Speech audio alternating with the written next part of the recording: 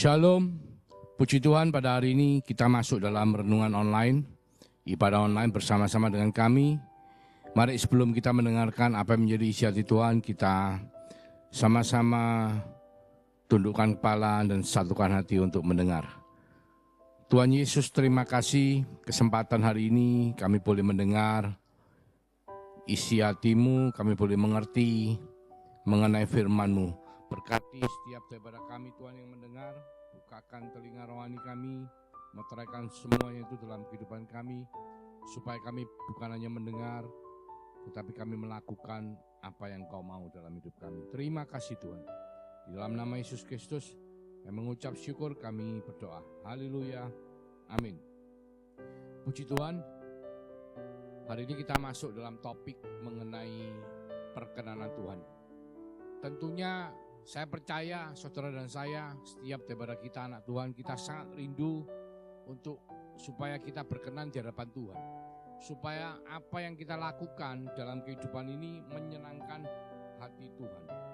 Saudara tahu di Alkitab dikatakan hanya 2 orang yang tertulis di Alkitab berkenan di hadapan Tuhan. Dikatakan berkenan menyenangkan hati Tuhan, dikatakan berkenan itu membuat Tuhan setuju dengan apapun yang mereka lakukan.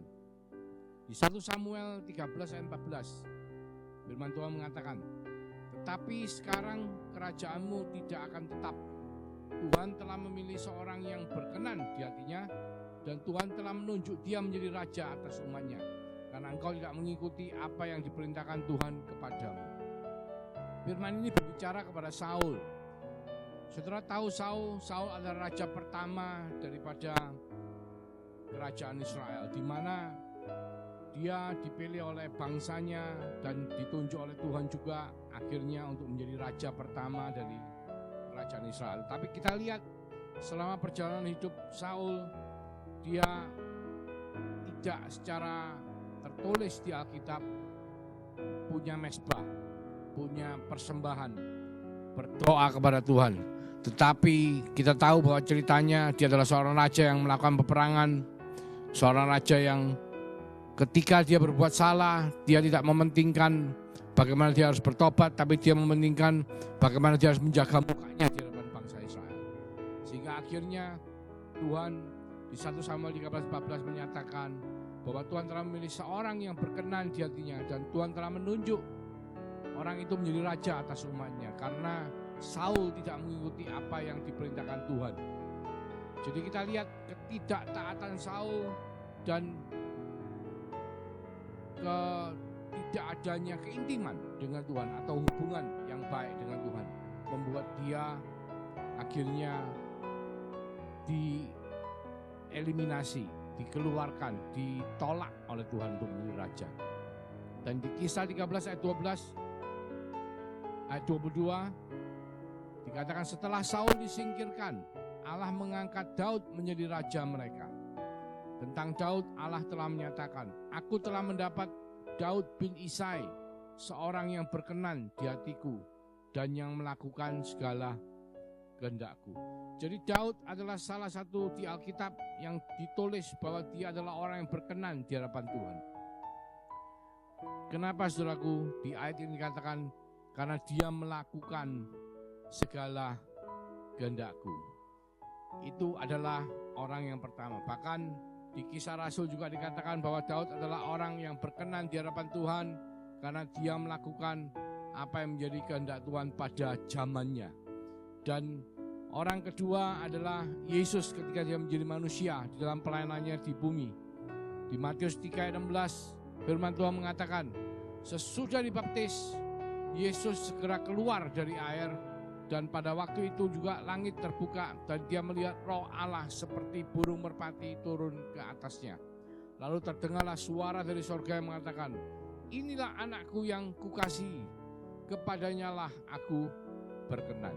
Jadi ketika Tuhan Yesus dibaptis sebagai manusia di Sungai Yordan, di situ kita lihat bahwa Allah Tritunggal hadir, di mana ada suara daripada Allah Bapa yang mengatakan bahwa inilah anakku yang kukasihi, kepadanya lah aku berkenan. dan juga ada manifestasi daripada kuasa Roh Kudus yang tercurah dari sorga, masuk mengurapi Tuhan Yesus, turun atas Tuhan Yesus. Dan ada Allah Putra yaitu Tuhan Yesus. Jadi Allah Roh Kudus, Allah Putra, dan Allah Bapa hadir pada saat yang bersamaan.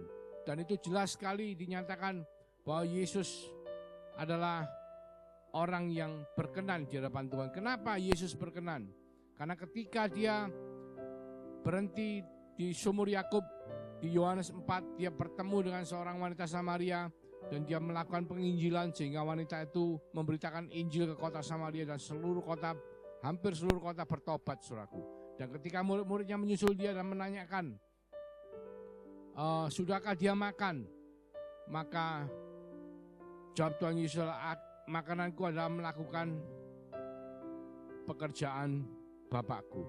Jadi bahkan di ayat berikutnya Yohanes 5 dikatakan bahwa Bapakku sampai sekarang masih bekerja dan aku juga bekerja. Jadi bekerja atau melakukan kehendak Bapa, seperti juga tadi Daud dikatakan berkenan karena melakukan kehendak Bapa, adalah salah satu syarat daripada orang yang dianggap Bapa berkenan kepadanya. Jadi Tuhan di dalam Alkitab menyatakan hanya dua yang disebut sebagai orang yang berkenan. Satu adalah Daud, kedua adalah adalah Yesus. Dan juga untuk kita tahu di perumpamaan talenta dan perumpamaan mina. Jadi orang yang dari tiga yang diberi talenta, tiga macam orang yang diberi talenta, yang dua orang pertama menghasilkan karena mengerjakan talentanya dan minanya. Yang orang ketiga tidak melakukan apa-apa, hanya menyimpan talenta dan minanya. Tapi Tuhan hanya menyatakan, Kau adalah hamba yang setia dan baik kepada dua orang yang bekerja. Jadi orang yang tidak melakukan apa-apa, bahkan dikatakan Tuhan dilemparkan di dalam api neraka. Jadi kita tahu bahwa tidak melakukan apa-apa adalah sesuatu yang membuat kita tidak berkenan di hadapan Tuhan. Saudara dan saya menerima kasih karunia Tuhan. Kita beriman kepada Yesus sebagai Tuhan dan Juru Selamat. Dan karena iman itu membuat kita dibayar lunas, ditebus untuk dipindahkan dari kerajaan maut ke dalam kerajaan Anak yang terang. Kita semua yang dulunya berdosa telah diampuni, dihapus dosa-dosa kita, dan kita dibenarkan oleh karena darah Yesus, perbuatan Yesus di atas kayu salib. Dan iman kita membuat kita layak untuk hidup kekal bersama-sama dengan Tuhan. Tetapi hanya orang-orang yang melakukan pekerjaan Bapa, yang melakukan kehendak Bapa adalah orang-orang yang berkenan di hadapan Tuhan menurut Alkitab. Jadi ketika kita sudah bertobat menerima Yesus sebagai Tuhan dan Juru Selamat, bukan berarti karena kita sudah selamat kita tidak melakukan apa-apa, saudara. Karena Tuhan rindu supaya kita semua bisa berkenan di hadapan Tuhan. Seperti dikatakan bahwa kita makin hari makin menjadi seperti Kristus. Karena Kristus adalah orang yang sebagai contoh berkenan di hadapan Tuhan, maka kita harus makin hari makin menyenangkan hati Tuhan. Salah satunya adalah kita tidak boleh tidak ngapa-ngapain, karena memang kita sudah selamat karena iman kita. Tapi Tuhan rindu supaya kita melakukan kehendak Bapa di bumi seperti di sorga, dan itu membuat kita menjadi orang-orang yang berkenan di hadapan Tuhan. Memang kita tahu bahwa tanpa iman, di Ibrani 11 ayat 6 dikatakan, tetapi tanpa iman tidak mungkin orang berkenan kepada Allah. Sebab barang siapa berpaling kepada Allah, ia harus percaya bahwa Allah ada, dan bahwa Allah memberi upah kepada orang yang sungguh-sungguh mencari Dia. Dikatakan Allah memberi upah kepada orang-orang yang sungguh-sungguh mencari Dia. Jadi saudara dan saya bukan hanya duduk diam menunggu hari Tuhan datang atau kita pulang ke sorga bersama-sama dengan Tuhan, tetapi kita harus betul-betul sungguh-sungguh mencari Tuhan. Karena Allah memberi upah kepada orang yang sungguh-sungguh mencari Dia. Seperti yang kita tahu dalam cerita Daud, seperti yang kita tahu dalam ceritanya Tuhan Yesus, bahwa yang melakukan kehendak Bapa adalah yang dianggap berkenan kepada Bapa. Jadi kita tahu ketika kita melakukan kehendak Bapa ada dua macam. Satu adalah kehendak yang umum. Apa itu kehendak yang umum? Kehendak yang umum sudah tertera dalam Alkitab. Kita melakukan firman Tuhan seperti apa yang tertulis di Alkitab itu adalah kehendak yang umum. Tetapi ada lagi satu yang sangat spesifik, yaitu kehendak yang khusus, saudaraku. Dan kehendak khusus ini lain dari orang satu ke orang yang lainnya. Dan untuk kita bisa mengetahui apa yang menjadi kehendak khusus Bapa kepada kita, maka kita harus punya hubungan, keintiman, untuk supaya kita bisa mendengar suara Tuhan, untuk supaya kita bisa menerima tuntunan pimpinan Tuhan dan kita melakukan kehendak Bapa secara khusus. Kita lihat dari kehidupan Daud. Kita tahu bahwa Daud itu ketika dia masih muda, dia boleh dikata dia adalah anak yang dibuang oleh orang tuanya. Kalau kita lihat semua saudara-saudara Daud adalah tinggi besar dan mereka menjadi prajurit di kerajaan Israel bersama-sama dengan Raja Saul. Tetapi Daud karena tidak tinggi besar, maka dia oleh ayahnya disuruh menggembalakan kambing domba yang hanya 1-2 ekor, saudaraku, di padang gurun. Karena ada cerita bahwa konon di istri daripada Isai atau ayah Daud dicurigai punya affair, sehingga Daud lahir dari hasil affairnya, hasil selingkuhannya. Karena Daud lain daripada yang lain. Yang lain saudaranya tinggi besar, tapi Daud imut-imut, kita katakan tidak tinggi. Dan Alkitab mengatakan bahwa Daud disuruh mengembalakan kambing domba yang hanya 1-2 ekor, saudaraku. Kita semua tahu bahwa untuk mengembalakan kambing domba biasanya adalah banyak. Tidak mungkin hanya 1-2, karena ketika hanya 1-2 dan ketika ada binatang buas, maka gembalanya lah yang diterkam oleh binatangnya. Ketika kambing domba itu banyak, dan itu adalah menjadi kebiasaan daripada orang-orang Israel. Jadi kita lihat bahwa orang tua Daud, bapaknya Daud sengaja menyingkirkan Daud. Bahkan ketika Samuel disuruh Tuhan untuk mengurapi salah satu anak Isai, bapaknya lupa bahwa dia masih punya Daud. Dan ketika Samuel melihat anak saudara-saudara Daud, dan Samuel mengatakan bukan merekalah yang dipilih oleh Tuhan, barulah ayah Daud, Isai, memanggil Daud dari padang penggembalaan, dan Daud diurapi untuk menjadi raja Israel. Jadi kita lihat kehidupan Daud ketika dia dibuang oleh ayahnya menjadi gembala di padang gurun, menggembalakan kambing domba. Yang dia lakukan adalah dia selalu menyanyi untuk Tuhan dengan kecapinya, dia selalu memuji Tuhan. Dia sendirian, saudaraku. Bahkan dia mengatakan meskipun ayah dan ibunya meninggalkan dia, bahwa Tuhan tidak akan pernah meninggalkan dia, karena dia percaya bahwa Tuhan selalu menyertai dia. Dan dia mengatakan 7 kali dalam sehari dia memuji-muji Tuhan, karena dia tahu firman Tuhan mengatakan bahwa Allah Israel bertahta atas puji-pujian umatnya.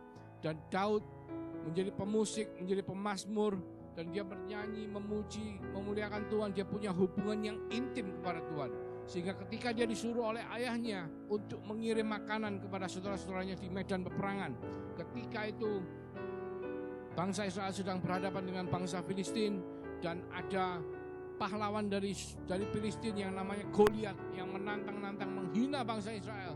Tapi karena Goliat adalah seorang raksasa, maka tidak ada satupun dari prajurit Israel yang berani untuk menghadapi. Dan Daud sangat marah sekali karena Allah Israel, Allah yang dia sembah, yang dia puji, yang dia agungkan itu dihina oleh pahlawannya bangsa Filistin.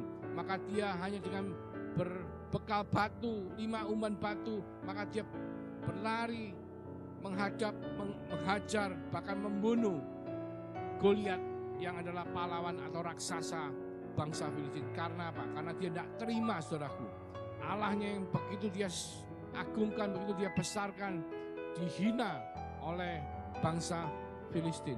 Dia mengatakan, aku akan menghadapi engkau dengan Allahnya yang maha besar. Maka ketika dia melemparkan umpan batunya dan mengenai kepala daripada Goliat mengalami kekalahan. Dan Daud yang hanya usia belasan tahun itu menjadi pahlawan Israel. Dan disitulah kita melihat bahwa ketika seseorang itu berkenan di hadapan Tuhan, maka Tuhan akan mengangkat dari seorang gembala yang dibuang oleh orang tuanya di padang gurun, seorang anak muda yang belum pernah disekolahkan, yang mungkin tidak pernah latihan peperangan, tidak pernah berlatih untuk menjadi prajurit, tetapi ketika dia berkenan di hadapan Tuhan dan Tuhan membuat dia menjadi pahlawan Israel, sehingga ketika dia diutus untuk berperang oleh kerajaan Israel, maju ke medan perang, dia bisa membunuh banyak dari musuh-musuh kerajaan Israel, dan dia diagungkan oleh banyak orang-orang Israel. Dikatakan kalau Saul membunuh beribu-ribu musuh, Daud membunuh berlaksa-laksa musuh. Kita lihat bahwa seseorang yang berkenan di hadapan Tuhan, maka kehidupannya akan diangkat oleh Tuhan. Dan akhirnya Daud menjadi seorang pejuang yang begitu luar biasa, sehingga dia menjadi salah satu jenderal daripada kerajaan Israel yang ditonjolkan untuk maju melawan musuh-musuh daripada Israel. Jadi kita lihat kualitas hidup seperti apa yang membuat Tuhan berkenan. Yang pertama adalah rendah hati. Di Mazmur 25:9 dikatakan, ia atau Tuhan membimbing orang-orang yang rendah hati menurut hukum, dan Tuhan mengajarkan jalannya kepada orang-orang yang rendah hati. Kita harus memiliki kerendahan hati, saudaraku. Ketika kita tidak sombong tapi memiliki kerendahan hati, maka Tuhan akan menuntun, membimbing kehidupan kita, mengajarkan jalannya kepada kita, untuk kita bisa menjadi orang-orang yang makin luar biasa dipakai oleh Tuhan. Yang kedua, kita juga harus berpegang pada perjanjian dan peringatannya. Mazmur 25:10 mengatakan, segala jalan Tuhan adalah kasih setia dan kebenaran bagi orang yang berpegang pada perjanjiannya dan peringatannya. Saudara tahu, ketika Daud dikejar-kejar oleh Saul, dia punya 2 kali kesempatan untuk membunuh Raja Saul. Tapi karena dia taat oleh perintah Tuhan, dia tidak mau mengusik orang yang diurapi oleh Tuhan. Karena ketika Saul dipilih, Saul juga diurapi untuk menjadi Raja Israel. Maka dia tidak punya nyali untuk melanggar perintah Tuhan. Meskipun dia punya kesempatan membunuh orang yang mengancam nyawanya, tetapi dia tidak mau melakukannya karena dia tahu bahwa Saul diurapi oleh Tuhan. Dan firman Tuhan mengatakan, jangan kau ganggu orang yang kuurapi. Sehingga akhirnya dalam kepatuhan Daud, maka dia tetap menjadi raja atas Yehuda, bahkan akhirnya dia diangkat menjadi raja atas seluruh kerajaan Israel. Dan yang penting lagi adalah orang yang takut akan Tuhan. Kualitas daripada orang yang takut akan Tuhan, di Mazmur 25:12 dikatakan, siapakah orang yang takut akan Tuhan? Kepadanya Tuhan menunjukkan jalan yang harus dipilihnya. Jadi ketika kita mau untuk punya rasa takut, karena permulaan hikmat adalah takut akan Tuhan, maka ketakutan kita akan Tuhan membuat Tuhan akan menuntun kita, menunjukkan jalan yang harus kita pilih untuk supaya kita makin hari makin berkenan untuk melakukan kehendak Tuhan. Karena orang yang takut akan Tuhan, anak cucunya akan mewarisi bumi. Orang itu sendiri akan menetap dalam kebahagiaan dan anak cucunya akan mewarisi bumi. Dan yang terakhir adalah ketika kita bergaul karib dengan Tuhan. Dikatakan di ayat 4, Mazmur 25:14, Tuhan bergaul karib dengan orang yang takut akan Dia, dan perjanjiannya diberitahukannya kepada mereka. Jadi ketika kita melihat kehidupan Daud, dia begitu bergaul karib dengan Tuhan. Bahkan dalam segala perkara, ketika kita tahu bahwa pada waktu Daud berperang dengan seluruh tentaranya dan musuh menyerang tempat kediamannya, yaitu di Siklak, dan seluruh rumah-rumah kota mereka dibakar oleh musuh, dan bahkan anak istri mereka ditawan oleh musuh bangsa Amalek, dibawa keluar, diculik. Dan ketika Daud kembali, saudara bisa membayangkan dengan seluruh bala tentaranya, maka semua rakyat marah kepada Daud. Kenapa engkau membiarkan ini semua terjadi? Tetapi Daud bukannya gentar, tetapi dia malah menguatkan kepercayaannya kepada Tuhan. Dia malah berdoa kepada Tuhan, Tuhan, apa yang harus kami lakukan? Apakah kami harus mengejar mereka kembali, atau kami harus diam saja? Dan Tuhan mengatakan, kejarlah mereka kembali. Dan Daud percaya, Daud mengajak semua bangsanya untuk menguatkan percaya kepada Tuhan dan mengejar bangsa Amalek, dan mereka merebut kembali anak istrinya dari bangsa Amalek. Dan itu menunjukkan betapa dia bergaul karib dengan Tuhan meskipun dalam kondisi yang tidak baik. Kita semua tahu bahwa seringkali dalam kehidupan, ketika kondisi kita baik-baik saja, semua normal, semua menyenangkan, maka tidak ada hal yang perlu dikhawatirkan. Tapi ketika kondisi tidak baik seperti yang kita sedang mengalami dan seluruh dunia sedang mengalami, yaitu dalam kondisi pandemi, di mana banyak ketakutan akan sakit penyakit, banyak problem dengan perekonomian yang menyebabkan banyak orang tidak bisa mencari nafkah secara normal. Bahkan kita lihat banyak negara-negara ketika mereka mengadakan lockdown, semua bisnisnya itu mengalami kemerosotan, bahkan berhenti total. Dan itu menyebabkan banyak kehidupan menjadi terganggu, saudaraku. Dan ketika kehidupan terganggu, orang menjadi susah, menderita, adalah tidak mudah untuk mereka bisa selalu mencari Tuhan dan menguatkan kepercayaan seperti Daud. Tetapi orang-orang yang bergaul karib dengan Tuhan seperti Daud, ketika ancaman bahaya, ketika masalah datang, maka orang-orang tersebut, yaitu saudara dan saya yang memilih untuk bergaul karib dengan Tuhan, kita akan selalu mencari Tuhan, kita akan selalu berusaha seperti Daud untuk menguatkan kepercayaan kita kepada Tuhan. Jadi keintiman, saudaraku, adalah sesuatu yang sangat penting. Hubungan untuk saudara dan saya bisa selalu mencari Tuhan dalam setiap kondisi apapun. Jadi Tuhan berkenan kepada anak-anaknya yang melakukan kehendaknya. Melakukan kehendaknya berarti apa, saudaraku? Berarti kita tidak boleh tidak melakukan apa-apa. Karena memang dengan iman kita percaya kepada Yesus Kristus sebagai Tuhan dan Juru Selamat, kita akan diselamatkan. Dan kita akan, dengan iman kita akan bersama-sama Tuhan hidup di dalam kekekalan. Tetapi Dia memberi upah kepada orang yang sungguh-sungguh mencari Dia. Orang yang betul-betul punya keintiman, keakraban dengan Tuhan. Maka Tuhan akan memberikan petunjuknya, membuat jalan-jalannya menjadi benar, baik, sesuai seperti Tuhan mau. Kita lihat bagaimana Daud ketika menjalani kehidupannya, bahkan ketika pada akhir Daud menjabat sebagai raja, dia rindu supaya dia bisa membangun bait Allah. Dia mengatakan kepada Allah bahwa aku bisa membangun istanaku, aku rindu Engkau ya Allah, aku bisa membangunkan rumah untuk Engkau yang jauh lebih baik daripada istanaku. Tapi Tuhan mengatakan kepada Daud bahwa tangannya berlumuran darah karena dia banyak melakukan peperangan dan dia tidak layak untuk membangun bait Allah. Sehingga Tuhan menugaskan Salomo, anak daripada Daud, untuk membangun bait Allah. Tetapi Daud, meskipun dia tahu bukan dia yang membangun, dia tidak punya bagian. Sehingga apa, saudaraku? Sehingga dia menyumbangkan dari perbendaharanya sendiri, bukan dari hartanya kerajaan Israel, tapi dari harta pribadinya, saudaraku.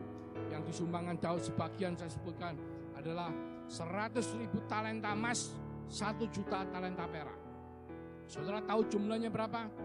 Kalau 1 talenta itu sama dengan 34 kilo, saudara. Kalau 100.000 talenta itu berarti 3,4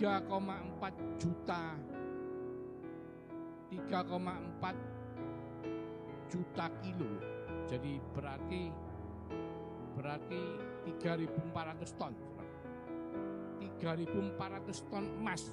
Kalau 1 gramnya 1 juta, kita bisa hitung 1 kilo 1 miliar, 1 ton 1.000 miliar atau 1 triliun. Kalau 3,4 juta ton berarti ya sudah, kalkulator saya tidak cukup nolnya untuk bisa menghitung. Tetapi kita tahu bahwa Daud selalu mencari Allahnya, selalu bergaul karib dengan Tuhan. Baik pada waktu dia masih menjadi gembala di padang gurun, mengembalakan kambing domba, ataupun ketika dia dalam pelarian, dia dikejar-kejar oleh Saul, dia dikejar-kejar oleh Absalom, mau dibunuh. Dia selalu mencari wajah Tuhan. Bahkan dikatakan dia memuji Tuhan 7 kali sehari. Bahkan ketika dia menjadi Raja Yehuda, dia selalu mencari Tuhan. Ketika dia dikejar oleh Absalom, bait Allah, tabut perjanjian dibawa oleh imam besar untuk mengiringi dia. Dia mengatakan, biarlah tabut perjanjian dikembalikan kepada bait Allah, karena kalau Tuhan berkenan aku untuk bisa kembali ke bait Allah, maka aku akan kembali. Dan jangan membuat tabut itu mengikuti aku, tapi biarlah tabut itu kembali kepada bait Allah. Dan itu adalah Daud, orang yang dikatakan berkenan di hadapan Tuhan. Kalau Tuhan Yesus kita tahu, karena dia adalah Tuhan yang menjadi manusia, untuk menyelamatkan saudara dan saya. Dan oleh karena pengorbanan yang di atas kayu salib, maka saudara dan saya boleh beroleh anugerah pengampunan, penebusan dosa. Dan otomatis dia adalah manusia yang berkenan di hadapan Tuhan. Tetapi kalau Daud kita lihat di dalam segala keterbatasannya, bahkan ketika dia jatuh ke dalam dosa dan ditegur oleh Tuhan, dia mau untuk bertobat. Suatu sikap hati yang menunjukkan bahwa dia sangat rendah hati. Dia mau mengakui kesalahannya, tidak sombong, tidak seperti Saul. Ketika Saul ditegur oleh Samuel karena Saul mengambil korban yang seharusnya dibakar, tidak boleh diambil, tetapi oleh Saul diambil, dibagikan kepada rakyatnya. Maka ketika Samuel menegur Saul, Saul mengatakan, aku memberikan yang baik untuk rakyatku. Dan dia tidak mau mengakui kesalahannya. Bahkan dia mengatakan kepada Samuel, berilah aku muka, temanilah aku untuk ke depan, supaya aku tidak dipermalukan di hadapan bangsaku. Dan sikap hati yang sombong seperti itu Tuhan tidak berkenan kepadanya. Sikap hati yang sombong membuat Tuhan akhirnya memilih orang lain, yaitu memilih Daud yang punya kerendahan hati, yang punya rasa takut akan Tuhan, yang mau untuk bergaul karib dengan Tuhan, dan yang melakukan kehendak Tuhan pada masanya. Apakah saudara dan saya mau untuk menjadi orang yang berkenan di hadapan Tuhan? Mari kita berdoa. Tuhan Yesus, terima kasih untuk firman-Mu, untuk kami boleh belajar melihat kehidupan Daud, di mana dari seorang gembala dia diubahkan menjadi seorang pejuang, bahkan menjadi seorang raja dari kerajaan Yehuda, bahkan suku Yehuda, bahkan kerajaan Israel, Tuhan. Dan melalui keturunan Daud, maka lahirlah Yesus Kristus yang Kau jadikan juru selamat untuk kita semua yang percaya beriman kepadanya sebagai Tuhan dan juru selamat, karena dia telah mengorbankan nyawanya, menebus dosa-dosa saudara kita semua dengan perbuatannya, dengan pengorbanannya di atas kayu salib. Dan ketika kita melihat bagaimana Daud kehidupannya Kau ubahkan sedemikian rupa, karena dia punya sikap rendah hati, punya sikap takut akan Kau, dan mau untuk bergaul karib dengan Kau dan melakukan kehendak-Mu, tidak nganggur-ngangguran, tidak santai-santai, tetapi mau melakukan apa yang menjadi kehendak-Mu pada masanya. Maka dia menjadi contoh bagaimana kita sebagai anak-anak Tuhan bisa menjadi orang-orang yang berkenan di hadapan Tuhan. Terima kasih Tuhan, biarlah setiap daripada kami boleh belajar untuk mendengar, belajar untuk melakukan, dan menjadi Daud-Daud pada hari-hari ini untuk menyenangkan hati-Mu yang Tuhan. Karena tidak ada lain lagi yang kami miliki di bumi, dan tidak ada lain lagi yang kami cari di sorga selain Engkau ya Allah. Terima kasih Bapa. Biarlah berkat yang Kau limpahkan kepada setiap daripada kami yang mendengar, yang membuat kami menjadi berkat bagi bangsa-bangsa mulai hari ini sampai Engkau datang untuk yang kedua kalinya Tuhan Yesus, bahkan sampai Maranatha. Kami semua yang percaya dalam nama Yesus sama-sama mengatakan haleluya, amin. Tuhan Yesus memberkati.